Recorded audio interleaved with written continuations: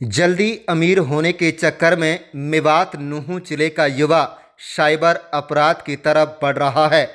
बता दें कि साइबर ठगी के मामलों में हरियाणा का नुहू जिला जामताड़ा के बाद दूसरा जामताड़ा बनता जा रहा है। इससे क्या क्या हमारे नुकसान है और हमारे बच्चों का भविष्य खराब होता है, तो हमें उनकी अच्छी एजुकेशन देकर अच्छे काम में उनको लगाया जाए, जिससे साइबर क्राइम ना हो पाए।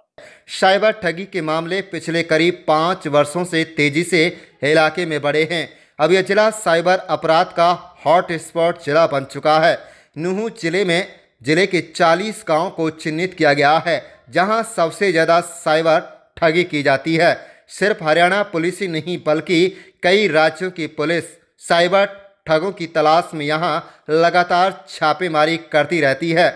इस्लाम धर्म के प्रचार से लेकर हिंदू मुस्लिम भाईचारे के लिए दुनिया भर में यह जिला जाना जाता है, लेकिन अब यह जिला साइबर अपराध की वजह से लगातार हो रही बदनामी के चलते देश व दुनिया में अपनी एक अलग पहचान बनाता जा रहा है। आपको बता दें कि नुहू जिले में साइबर ठगी के मामलों में अधिकतर 18 से 25 साल तक की उम्र के युवा शामिल हैं। जल्दी ही अमीर होने के कारण तेजी से युवा इस साइबर ठगी के मक्कड़ जाल में धंसते जा रहे हैं। कई सालों तक पुलिस की भूमिका पर भी साइबर ठगी के मामलों में सवाल उठते रहे हैं, लेकिन पिछले कुछ समय से खाकी साइबर अपराध को लेकर पूरी तरह से सतर्क दिखाई पड़ रही है। आपको बता दें कि साइबर ठगी के केसों में कमी लाने के लिए पुलिस लगातार कोशिश कर रही है। गांव-गांव जाकर लोगों को जागरूक किया जा रहा है। इसके अलावा इलाके में हाल ही में 2 काउंसलिंग सेंटर खोले गए हैं। एक काउंसलिंग सेंटर ट्रैफिक थाना माड़ीखेड़ा भवन में खोला गया है, तो दूसरा पुलिस लाइन परिसर में खोला गया है। अब तक जमानत पर आए सैकड़ों युवाओं को काउंसलिंग के माध्यम से मुख्य धारा में जोड़ा जा चुका है। पुलिस विभाग के अधिकारी सरपंचों एवं गणमान्य लोगों को भी साइबर ठगी के मामलों में सुधार लाने के साथ साथ उनको जोड़कर चल रहे हैं। पुलिस अधीक्षक राजेश कुमार आगामी शनिवार को पेनगवा थाना क्षेत्र के अंतर्गत अकबरपुर गांव में साइबर ठगी के केसों में कमी लाने के लिए एक कार्यक्रम भी करने जा रहे हैं। इससे पहले कई गांव में कार्यक्रम किए जा चुके हैं। इस कार्यक्रम में आस पड़ोस के गांव के सरपंचों को भी बुलाया गया है। आपको बता दें कि राजस्थान का मेवात भी नहीं है कम। साइबर ठगी के लिए जिन हरियाणा का मेवात क्षेत्र हॉट स्पॉट है, ठीक उसी तरह राजस्थान के कई जिलों में पड़ने वाला मेवात क्षेत्र भी साइबर ठगी के लिए हॉट स्पॉट है। इस क्षेत्र की सीमाएं आपस में लगी हुई हैं और मेव समाज के लोगों की आपस में रिश्तेदारियां हैं। यही वजह है कि दोनों राज्यों के मेवात क्षेत्र में साइबर ठगी का जादू सर चढ़कर बोल रहा है। हरियाणा में नहीं बल्कि राजस्थान में भी अब साइबर ठगों के खिलाफ सख्ती से अभियान चला रही है, लेकिन पिछले कई सालों से ढिलाई होने के कारण ही इतने बड़े पैमाने पर साइबर ठगी का कारोबार फैलता चला गया, जिसे रोकना अब चुनौती बन गया है। इस अपराध की वजह से वो लोग भी बदनाम हो रहे हैं जिनका साइबर ठगी से कोई वास्ता नहीं है। आपको बता दें कि अब तक नुहू जिले की पुलिस ने क्या कार्रवाई की है। इस साल कितने केस हुए? नुहू जिले की पुलिस से मिले आंकड़ों पर अगर गौर किया जाए तो वर्ष 2025 में जनवरी से सितंबर माह तक 226 साइबर ठगी के एफआईआर दर्ज की गई।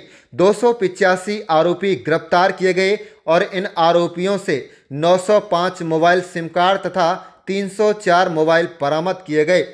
इसके अलावा 2,96,419 रुपये रिफंड भी कराया गया। 137 एटीएम कार्ड साइबर ठगों से बरामद हुए, तो तकरीबन 29 पासबुक भी बरामद की गई है। आपको बता दें कि साइबर ठगी के मामलों में बढ़ोतरी इसलिए दर्ज हो रही है कि युवाओं के पास रोजगार के पर्याप्त साधन नहीं हैं। आसान तरीका होने की वजह से यह तेजी से इलाके में बढ़ रहा है।